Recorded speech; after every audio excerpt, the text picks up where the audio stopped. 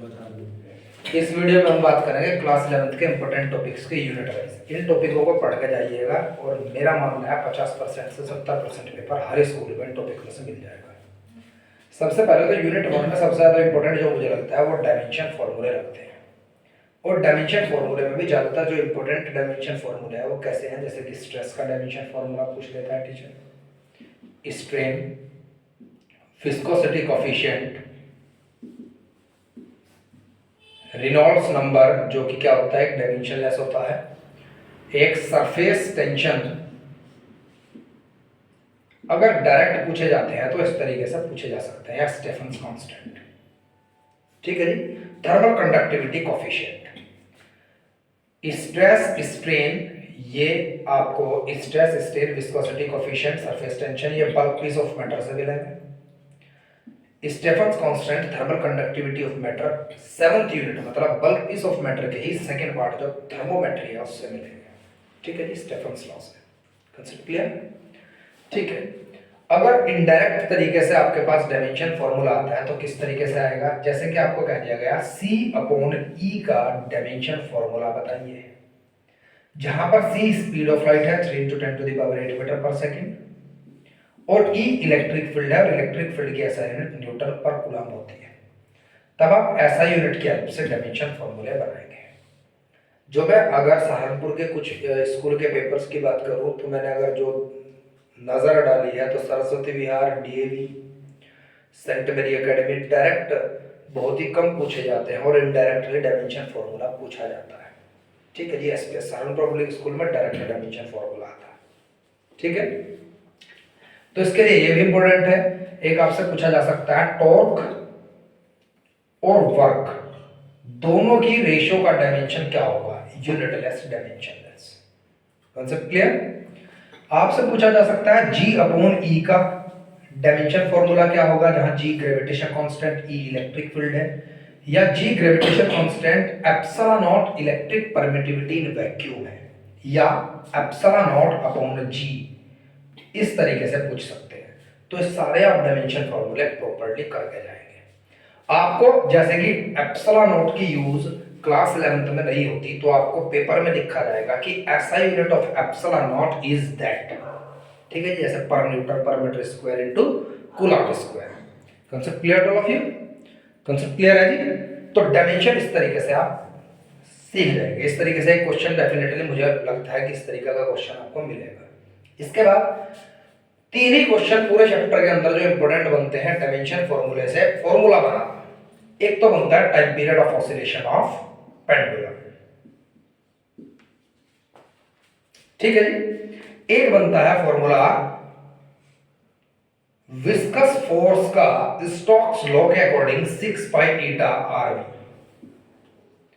एक पॉइजने फॉर्मूला बनता है π/8 r⁴ into P upon N into eta. Volume pass per unit time through horizontal tube of a non viscous medium. मैंने आपको बताया था पॉइजने फॉर्मूला। तो ये यहां तक के बहुत ही इंपॉर्टेंट फॉर्मूले हैं। एक इसमें इंपॉर्टेंट ये भी है कि ट्रांसवर्स वेव की जो वेलोसिटी है डायमेंशनली प्रूफ कीजिए कि यह tension and mass per unit length of string पर किस तरीके से डिपेंड करती है। वो एक फॉर्मूला आया था आपके पास T/M। और अगर ये फॉर्मूला डायमेंशनली नहीं भी आता है तो MCQ के लिए बहुत ज्यादा इंपॉर्टेंट है। ये V है वेलोसिटी ऑफ ट्रांसवर्स वेव। कब? जब एक स्ट्रिंग को 2 एंड पॉइंट से आपने खींच दिया हो और इस स्ट्रिंग को आपने उंगली मारी हो और यहां से वेव एसोसिएट हुई हो। जो आपको दिखाई दी वो ट्रांसवर्स वेव थी, जो सुनाई दी वो लॉन्गिट्यूडनल वेव्स थी। ट्रांसवर्स वेव भी इस वायर की टेंशन जो प्रोड्यूस हुई है उस पर डिपेंड करती है। इसकी लीनियर मास डेंसिटी m का मतलब मास ऑफ द वायर नहीं है, मास डिस्ट्रीब्यूटेड पर यूनिट लेंथ है, मतलब मास पर यूनिट लेंथ का मतलब होता है linear mass density. Concept clear? ये बहुत ज्यादा इंपॉर्टेंट है। आगे समझ? ठीक है। अब डायमेंशन अगर इतना आप पढ़ लेते हैं तो मेरा मानना है इतना सफिशिएंट है। और एक वो क्वेश्चन भी आता है पेपर में A/V² V माइनस। अब एक चीज और बताऊं मैं, वो टीचर की मर्जी है, प्लस माइनस भी यहां कर सकता है। तो तो आपको कंफ्यूज नहीं होना, वो कंफ्यूज करने के लिए देगा, किताब में चाहे कुछ भी लिख रहा हूँ, ठीक है जी, वो कंफ्यूज करने के लिए देगा कि मैंने यहाँ प्लस माइनस कर दिया, ठीक है बेटे।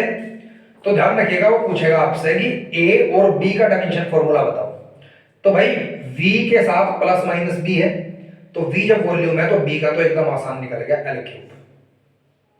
अब a का क्या है भाई, p प्रेशर है तो ये कंप्लीट एक प्रेशर है, तो a is equal to p into V square, p pressure है, प्रेशर का डायमेंशन यहां रखिएगा, v वॉल्यूम है, L क्यूब और उसका स्क्वायर करके यहां रखिएगा, दोनों की मल्टीप्लाई करके a की वैल्यू आ जाएगी।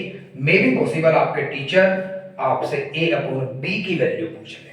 कॉन्सेप्ट क्लियर, 100% समझ आ गया। ये बहुत ही इंपॉर्टेंट टॉपिक थे, डायमेंशन हुआ। अब डायमेंशन के बाद आप चले पूरी काइनेमेटिक्स और पूरी मैकेनिक्स में एक साथ बताऊंगा आपको, मतलब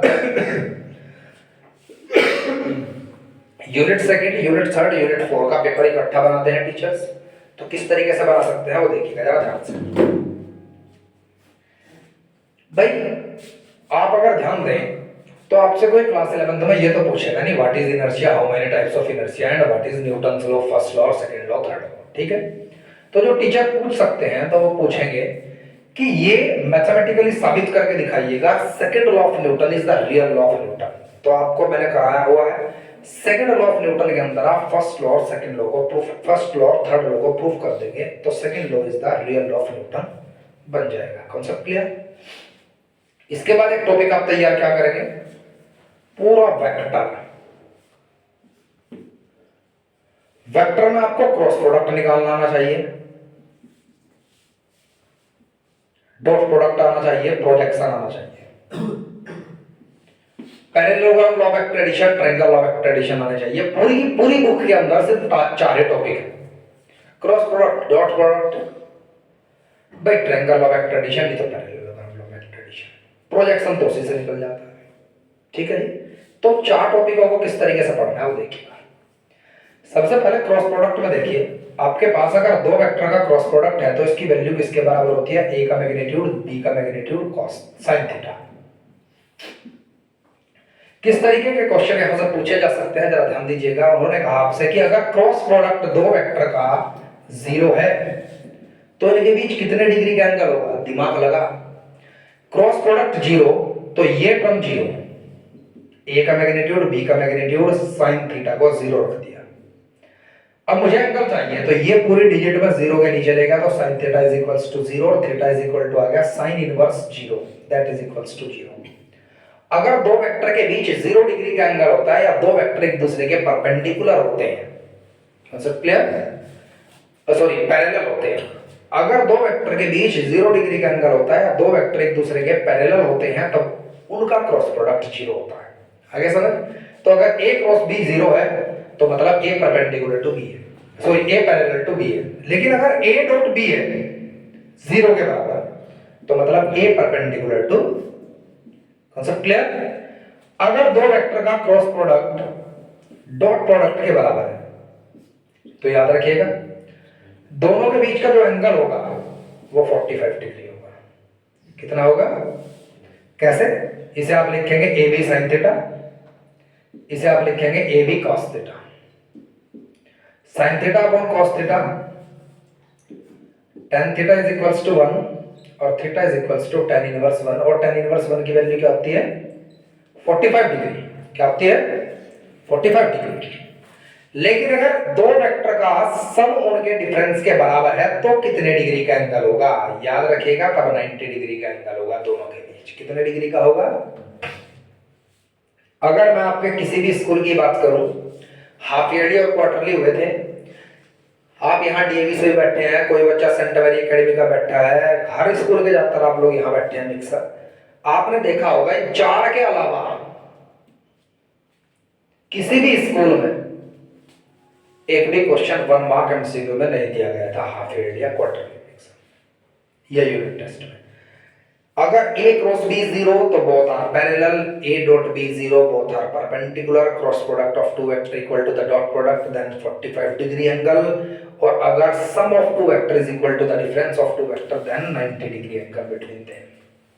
एक और चीज याद रखिएगा, अगर 2 वेक्टर के क्रॉस प्रोडक्ट से कोई वेक्टर पैदा होता है तब वो वेक्टर दोनों के परपेंडिकुलर होता है। तो इस तरीके का आपके पास प्रश्न आ सकता है। अगर आपको ये वेक्टर दे दिया जाए xi plus yj plus zk और एक वेक्टर आपको दे दिया जाए ai plus bj plus ck और आपसे कहा जाए कि give a vector which is perpendicular to both A vector and B vector, या फिर ये कहा जाए give a vector which is perpendicular to A और परपेंडिकुलर टू बी, तो आप लोग हमेशा क्रॉस प्रोडक्ट निकालेंगे। क्रॉस प्रोडक्ट के बाद जो भी वेक्टर आपको प्राप्त होता है वो दोनों वेक्टरों के परपेंडिकुलर होता है। समझ आ गया? इसके बाद मैंने मान लिया मेरे पास ये y एक्सिस है और ये x एक्सिस है और ये एक वेक्टर है a, और a वेक्टर के दो ही कंपोनेंट है, एक x की तरफ xi और एक y की तरफ j। तो इसका मतलब क्या है कि जो ये x और y है, y और x, y की तरफ इस वेक्टर की इतनी लेंथ है और x की तरफ इस वेक्टर की इतनी लेंथ है। आप यहां से एक डॉटेड लाइन ड्रॉ कीजिएगा, यहां से डॉटेड कीजिएगा। मुझे आपने एक प्रश्न दिया कि सर ए वेक्टर इतना है तो x एक्सिस पर उसका प्रोजेक्शन कितना होगा या x एक्सिस पर उसकी वैल्यू कितनी होगी, तो मैं कहूंगा बेटे मुझे ये एंगल बता दे दो। आपने कहा सर ये थीटा है, तो मैंने कहा बेटे इसकी वैल्यू होगी a sin theta, a cos theta. अब कैसे आया cos थीटा? भाई दिमाग लगा, ये ax ये a, तो base upon hypotenuse that is equal to cos theta, तो ax की वैल्यू किसके बराबर आ गई? a cos theta. आपने कहा सर ay पर कितनी होगी, तो मैंने कहा जब ये थीटा है तो ये भी थीटा हो गया अल्टरनेट, तो ये परपेंडिकुलर अपॉन हाइपोटेनियस लगा तो तेरे पास ही आ गया। Concept clear? मान लीजिए आप सरस्वती विहार से हैं जहां संयम सर ने पिछले साल एक क्वेश्चन दिया था, ए वेक्टर, जो क्वेश्चन दिया था वो इस तरीके से सोल्व होगा, जरा ध्यान दीजिएगा। उसमें उन्होंने एंगल पूछ लिया गया था x y z एक्सिस के, तो मैंने कोई भी एक वेक्टर मान लिया, ये वो क्वेश्चन नहीं है जो सर ने दिया था, और आपको x y z एक्सिस मान लेनी है।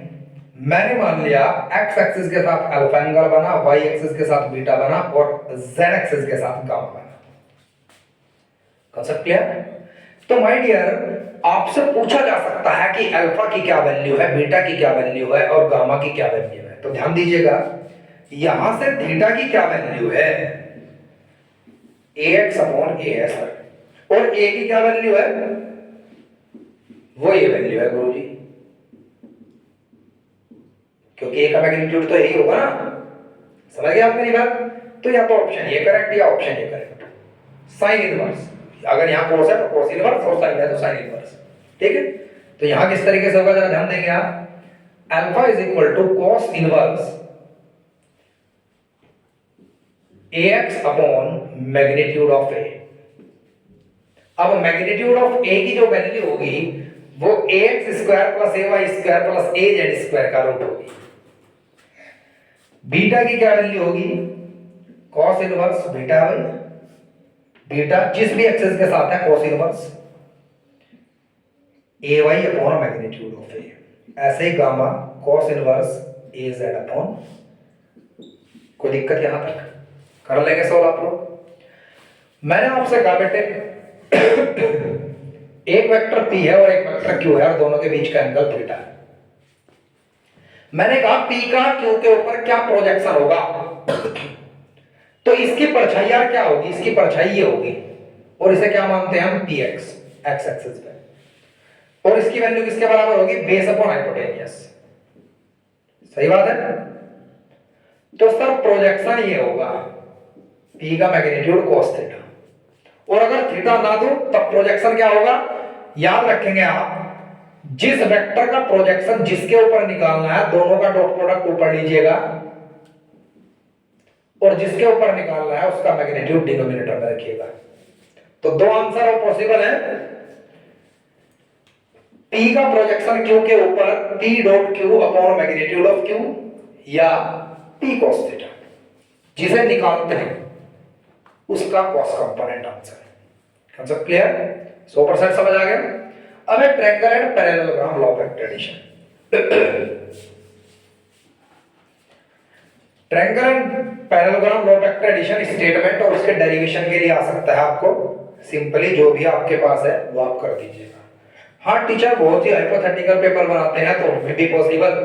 ग्रेविटेशन चैप्टर से वो 3 masses are placed at the vertices of an equilateral triangle, calculate the net force acting on a mass due to other 2 masses। ये क्वेश्चन मैं आपको कम से कम 3 मरतबा करा चुका, आप लोग इस क्वेश्चन को जरूर करके जाएंगे, ठीक है। ये क्वेश्चन आ सकता है, ठीक है जी। अब वेक्टर पता चलेगा कहां से क्या आ सकता है वेक्टर में। वेक्टर के जब आगे चले, लॉज ऑफ मोशन, पूरी काइनेमेटिक्स, पूरी काइनेटिक, इसमें मैकेनिक्स में क्या इंपॉर्टेंट है भाई, कुछ स्कूल्स के लिए जिन्होंने ये नहीं दिया पहले, कनेक्टिंग मास बॉडीज, डीएवी वगैरह, एक रॉकेट प्रपल्शन, दोनों टॉपिक पढ़ लीजिएगा। एक लिफ्ट, मतलब a person standing in a lift, what will be the change in his apparent weight when lift is in upward and downward direction in uniform and non-uniform motion। लेकिन जिन schools में आ चुका वहां repeat शायद नहीं होगा, ठीक है जी, क्योंकि आपके स्कूलों में धुरंधर टीचर्स हैं, ऐसी बात है नहीं, कई कई साल उन्हें पढ़ाते होंगे, वो रिपीट नहीं करेंगे। एसपीएस के लिए मेरी ये बात नहीं थी, ठीक है, वहां रिपीट हो सकता है।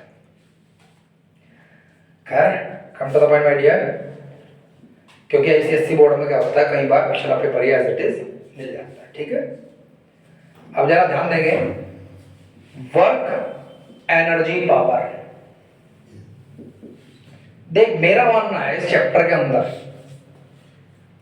एक क्वेश्चन इंपॉर्टेंट है, वर्क एनर्जी थ्योरम। चाहिए पहले भी आ गई हो, क्यों ना आ गई, ऐसा क्यों?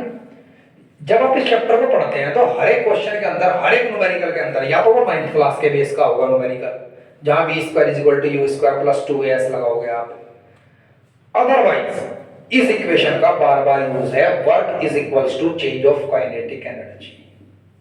तो मतलब पूरा चैप्टर इस इक्वेशन पर आधारित है, तो ये इक्वेशन इंपॉर्टेंट है, ठीक है। वर्क एनर्जी थ्योरम के स्टेटमेंट पढ़ें आप और इसका पूरा डेरिवेशन करें, एक दोस्त से रिलेटेड न्यूमेरिकल जरूर करें, ठीक है। फिर है potential energy of the stretched spring, जो आपके पास u इज इक्वल टू 1/2 के एक्स स्क्वायर के बराबर आया था, इंपॉर्टेंट, ठीक है जी।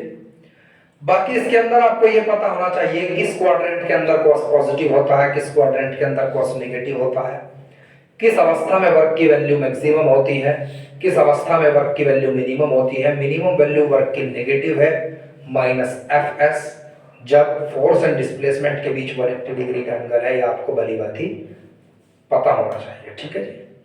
वर्क 0 है। अगर आपको मैं ऐसा क्वेश्चन दे दूं कि चांद धरती का चक्कर लगाता है तो चांद ने कितना काम किया, तो आप याद रखेंगे चांद की जो डिस्प्लेसमेंट है वो सेंट्रीपिटल फोर्स के परपेंडिकुलर है, ठीक है जी। और जब फोर्स के डिस्प्लेसमेंट परपेंडिकुलर होती है तो वर्क 0 होता है।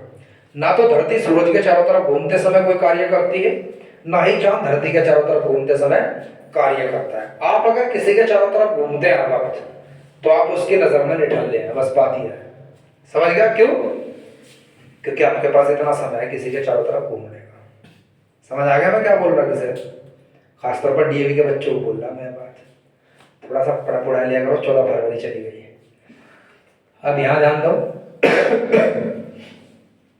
रोटेशनल मैकेनिक्स, रोटेशनल मैकेनिक्स, और एक यार ये भी पढ़ कर जाइए, वो इक्वेशन है 4, हाँ जी, ये एसपीएस के लिए बहुत इंपॉर्टेंट बात बोलता हूं। और कुछ टीचर्स ने एक अफवाह फैलाई है कि it is the fourth equation of motion, fourth equation of motion.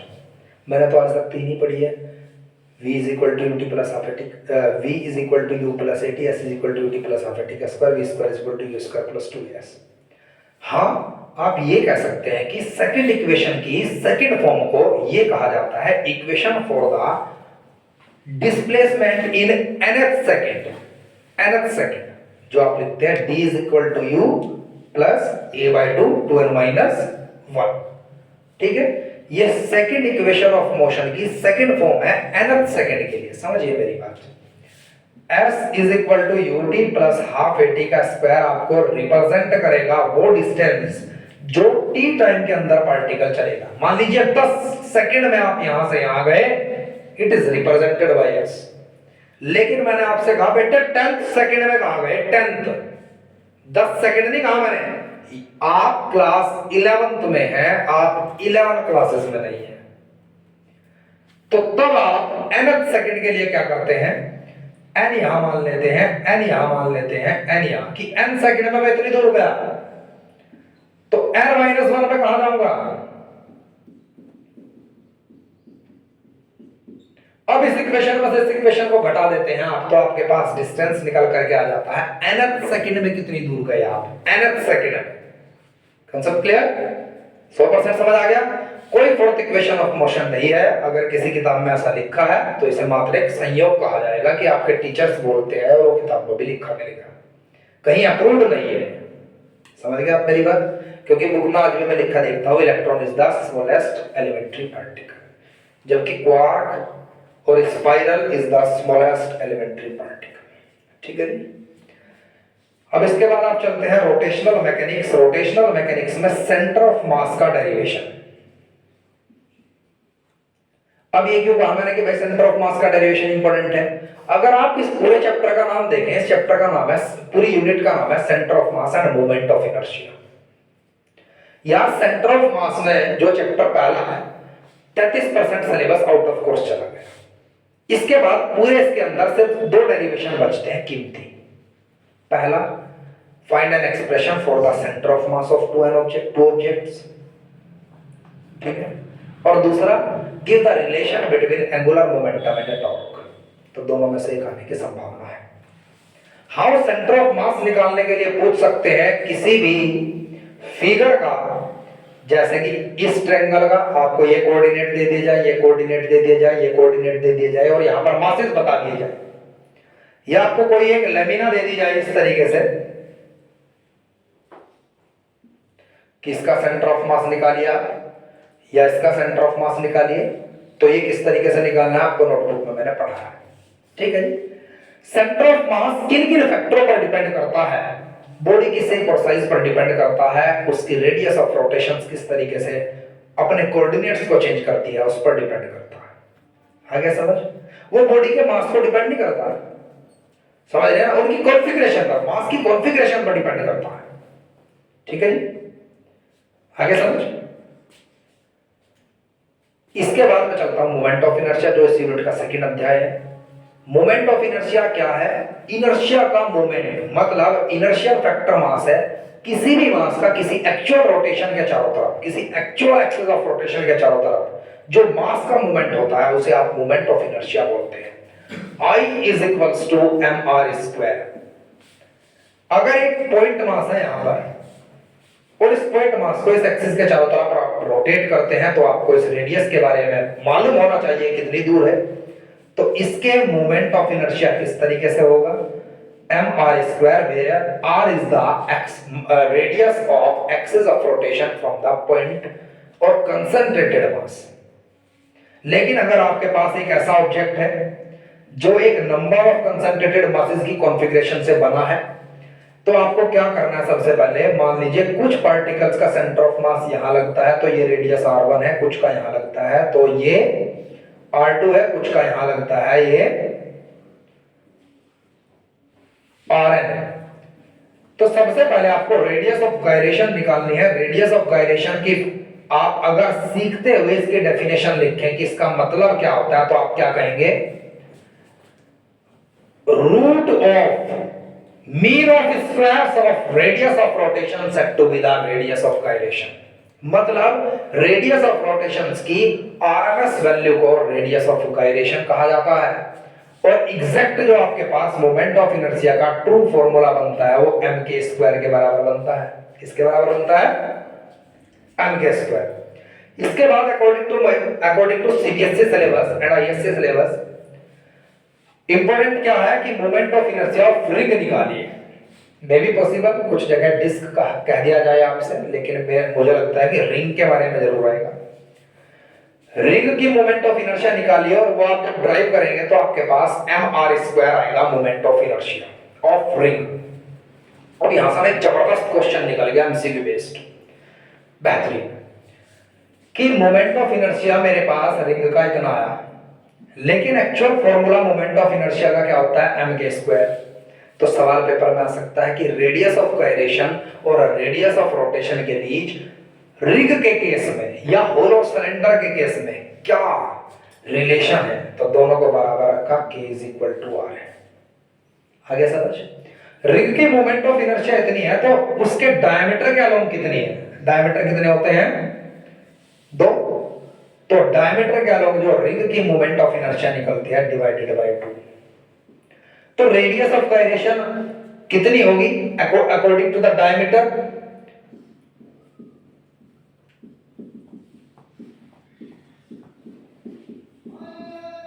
r by root 2 होगी। सर कॉन्सेप्ट क्लियर, 100% समझ आ गया।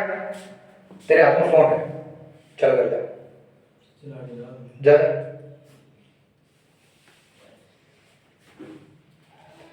समझ आ गए, कोई दिक्कत है पक्का।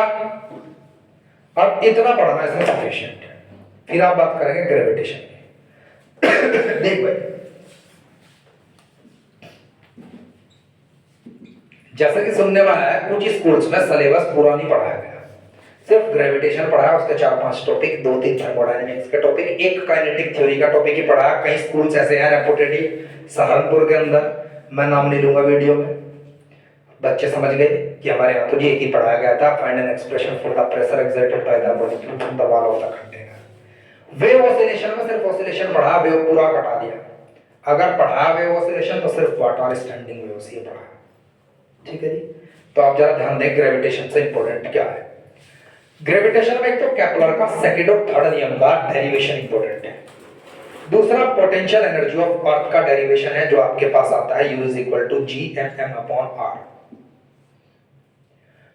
एक orbital velocity of satellite, escape velocity of satellite और टोटल एनर्जी ऑफ सैटेलाइट है। ऐसा क्यों यार, पूरा चैप्टर 2 ही भागों में डिस्ट्रीब्यूट कर दिया गया, एक में ग्रेविटी का कंसेप्ट पढ़ाया गया और दूसरे में सैटेलाइट पढ़ाई गई है। तो एक बढ़िया टीचर दोनों पार्ट से घेरेगा पेपर, दोनों पार्टों से उठाएगा क्वेश्चंस, ठीक है। हो सकता है यहां से उन्होंने ये उठा लिया हो, एक वो उठा लिया हो कि effect of height, effect of depth, कि 500 किलोमीटर की हाइट पर क्या एक्सेलरेशन ड्यू टू ग्रेविटी होगी या 400 किलोमीटर की डेप्थ पर क्या होगी। ऐसे क्वेश्चन इंपॉर्टेंट है एमसीक्यू के लिए, ठीक है जी, समझ आ गया आपकी। दूसरी बात एक इंपॉर्टेंट क्या है, यहां तक जब आप पढ़ लेंगे हाइट ऑफ द सैटेलाइट किस तरीके से कैलकुलेट करना है, तो आप हाइट ऑफ द सैटेलाइट को कैलकुलेट करने के लिए कंफ्यूज ना हो। अर्थ की रेडियस कैपिटल R है और h हाइट तक मैंने इसे रख दिया और यहां मैंने सैटेलाइट को लॉन्च किया। तो जब सैटेलाइट को मैंने लॉन्च किया ना, तो सैटेलाइट कितना रास्ता चली, 2πr+h,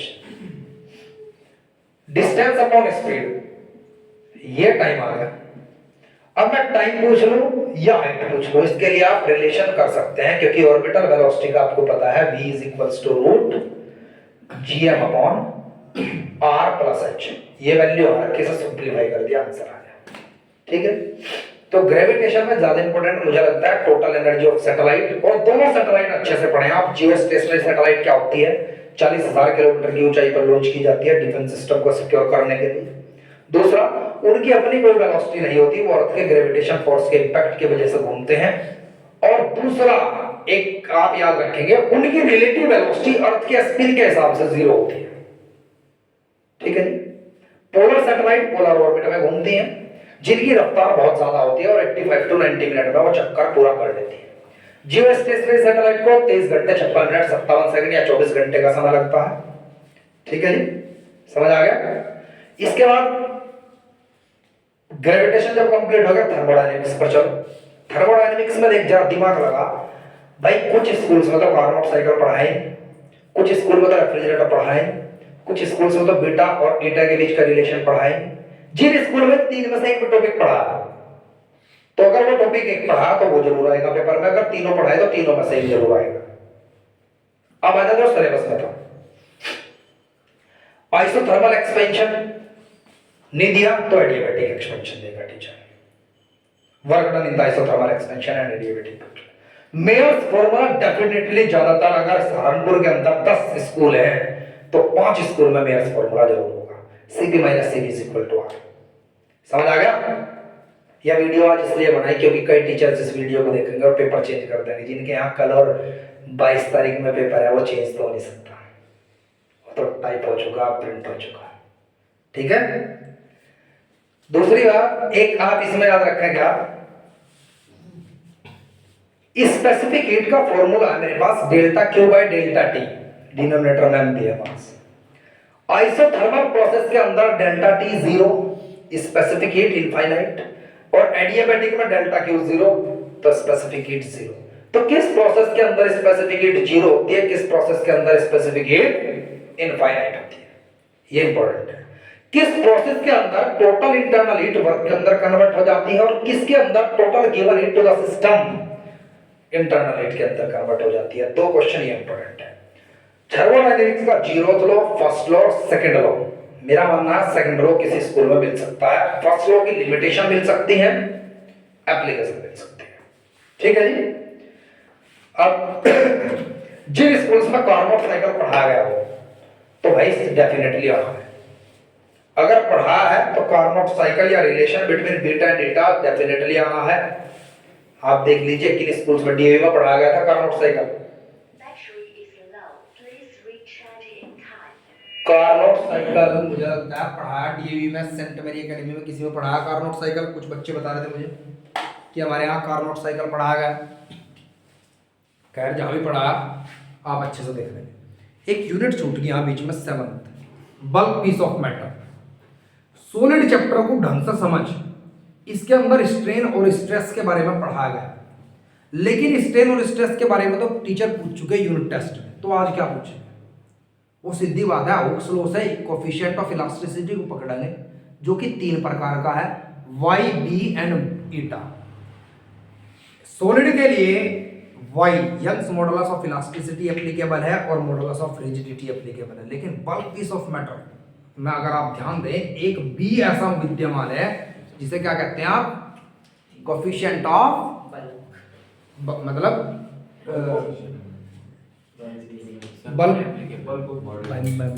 बल्क मॉडुलस। ठीक है जी। अब ये ना सॉलिड, लिक्विड, गैस तीनों के लिए एप्लीकेबल इसलिए है क्योंकि ये कंप्रेशन को रिप्रेजेंट करता है। कंप्रेस सॉलिड भी होता है, लिक्विड भी और गैस।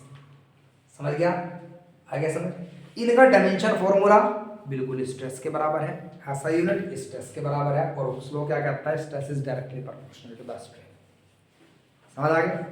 अब सॉलिड को ढंग से पढ़ो तो एक क्वेश्चन आता है, why steel is more elastic than rubber, मैंने कहा, या why hollow pipe is more strong than the solid pipe if both are made up of same length, same mass and same material. एक वो important है। Poisson's ratio की practical और theoretical value क्या है, अगर पॉइजन्स रेशियो किसी school में पढ़ाया हो। ठीक है। अब अगले चैप्टर पे चल तू, सरफेस टेंशन क्या है, उसकी एसआई यूनिट क्या है, उसका डायमेंशन फॉर्मूला क्या है, और सरफेस टेंशन के आधार पर 3 ही डेरिवेशन इंपॉर्टेंट ज्यादा लगे मुझे जो हर स्कूल ने दिए थे हाफ ईयरली में। या तो वो पूछ ले कि इंटरफेस रेडियस के लिए डेरिवेशन करो, या एक्सिस प्रेशर के लिए, या find an expression for the radius of a bubble formed by 2 bubbles. आ गया समझ। ये याद रखिएगा, ये डेरिवेशन आ सकता है P = 4S/R, excess pressure of the soap bubble. समझ आ गया। इसके बाद आगे चलते हैं फ्लूइड मैकेनिक्स, मतलब मोशन, फ्लूइड डायनामिक्स की बात करते हैं। विस्कोसिटी कोफिशिएंट की SI unit poiseuille, dimension formula निकाल लेंगे। Stokes law, poiseuille formula, terminal velocity very important, definitely SPS में टर्मिनल वेलोसिटी पर क्वेश्चन आएगा कुछ इस तरीके से कि 2 स्फेरिकल शेल है, रेशियो की 2:3 है, तो उनके टर्मिनल वेलोसिटी की रेशियो क्या होगी। ऐसा क्वेश्चन डीएवी में और सरस्वती विहार में डेफिनेटली आ सकता है क्योंकि कई बार आ चुका। सेंट मैरी एकेडमी में ज्यादातर क्वेश्चन आता है बर्नौलीज थ्योरम की लिमिटेशंस क्या है, उस पर वो किस प्रिंसिपल पर आधारित है। ठीक है जी, इक्वेशन ऑफ कंटिन्यूटी पर आधारित है।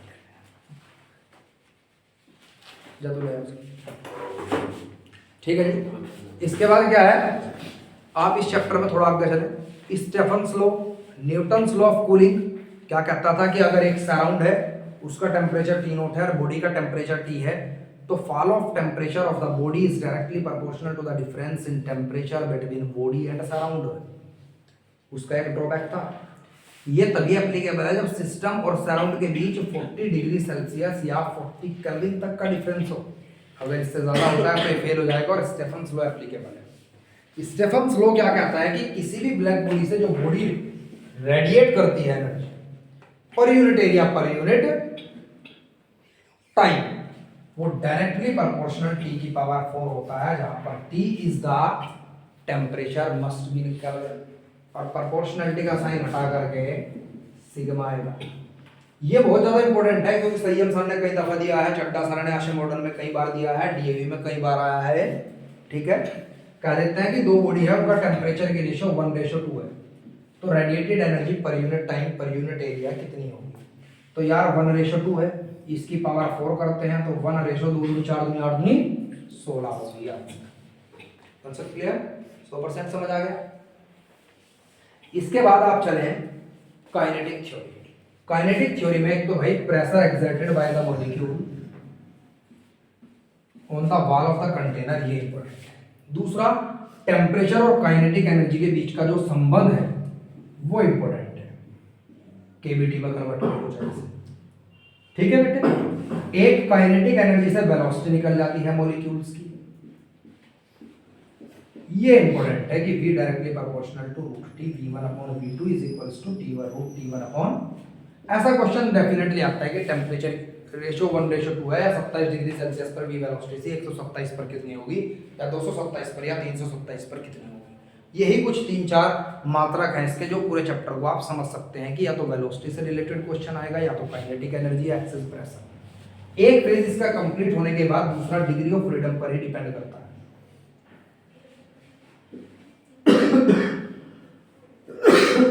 F is equals to 3a minus are.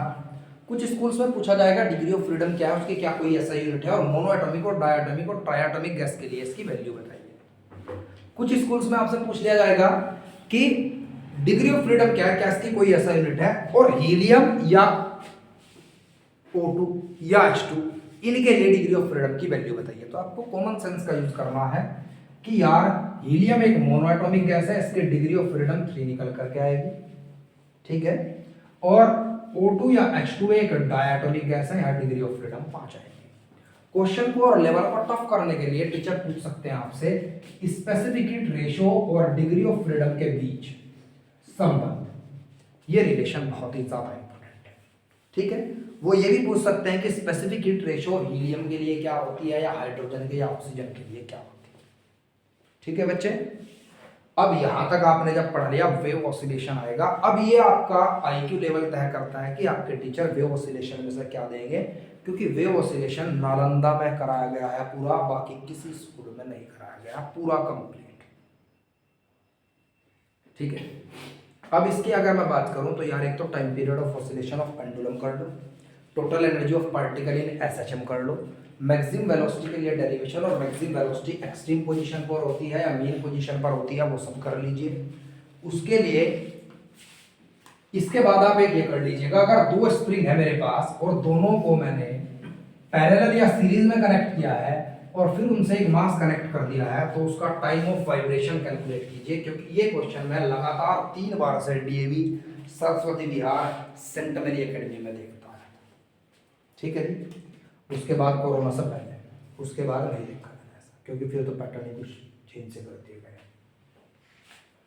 एक आप याद रखिएगा, अगर एक स्ट्रिंग 2 एंड से कनेक्ट किया गया है और इस पर आपने हाथ मारा तो यहाँ एक वाइब्रेशन पैदा होगी, तो उसके फर्स्ट 3 मोड ऑफ वाइब्रेशन निकालने के लिए पूछे जा सकते हैं आपसे, जो मैंने आपको पढ़ाया था। ठीक है, बाकी इससे बाहर मैं नहीं मानता। हाँ, ट्रांसवर्स वेव क्या होती है उसकी 3 प्रॉपर्टीज पढ़ लो, लॉन्गिट्यूडनल वेव्स क्या होती हैं उसकी 3 प्रॉपर्टीज पढ़ लो, स्टैंडिंग वेव्स क्या है एक बार मैं समझा देता हूँ। अगर एक बाउंड्री ऐसे है, 2 बाउंड्री के बीच अगर कोई एक वेव चलती है और टकरा करके वापस एक दूसरे के ऊपर सुपर इम्पोज करते हैं, तो इसे आप स्टैंडिंग वेव कहेंगे। दूसरी बात, स्टैंडिंग वेव यार ट्रांसवर्स भी हो सकती है और लॉन्गिट्यूडनल भी, क्योंकि इसकी अगर मैं डेफिनेशन पढ़ूँ तो क्या है, जब एक वेव 180 डिग्री एंगल पर किसी बाउंड्री से टकरा कर दूसरी वेव के ऊपर सुपर इम्पोज होती है, लेकिन दोनों सेम नेचर की होती हैं, या तो दोनों लॉन्गिट्यूडनल हो या दोनों ट्रांसवर्स हो, तब स्टैंडिंग वेव्स बनती है। तो मतलब ट्रांसवर्स और लॉन्गिट्यूडनल दोनों वेव से स्टैंडिंग वेव्स हो सकती हैं। स्टैंडिंग वेव्स की नेट डिस्प्लेसमेंट 0 होती है। ठीक है, याद रखेंगे। ये आपका सिलेबस था इसमें पूरा क्लास 11th का। ठीक है भाई, जब भी आप अभी कल जिनका पेपर है 22 तारीख में जिनका पेपर है तो आप सेल्फ स्टडी तो करेंगे ही। तो इस वीडियो को ना इस तरीके से देखिएगा, जब मैंने फर्स्ट यूनिट पढ़ाई तो फर्स्ट यूनिट पॉज कर दूंगा, पहले उससे रिलेटेड क्वेश्चन कर लो, फिर सेकंड वीडियो भी देखो, सेकंड यूनिट में क्या कहा, थर्ड में क्या कहा, फोर्थ में क्या कहा, फिफ्थ में। मेरा मानना है 70 मार्क्स में से 35 मार्क्स हर स्कूल में आपको इसमें से मिल जाएंगे, डायरेक्ट मिल जाएंगे। ठीक है जी, वो तो देखो तजर्बा और नाश करने से ही हो, करके देख लो। अभी तक हाफ ईयरली में जो बताया था वो पेपर में आया हर स्कूल में। भाई तो DAV में था, तो सेंट मेरी अकेडमी में था, तो सरस्वती विहार में था, बल्कि जो आपके प्रैक्टिकल भी हुए, आपके गुरुजी आपसे ये प्रश्न करेंगे, मैंने आपको पहले ही बताया था, आपने कहा हाँ जी हुआ है। यार इतने साल हो गए पढ़ाते हुए, इतना तो मैं समझ जाऊँ किस स्कूल में कौन सा टीचर बैठा, उसकी सोच कहाँ तक पहुँच गई। ठीक है, समझ गया ना। इस वीडियो पर भरोसा करो, पढ़ना स्टार्ट करो, और जो आपके दोस्त हैं उनसे शेयर कर दो इस वीडियो को। ठीक है बेटे।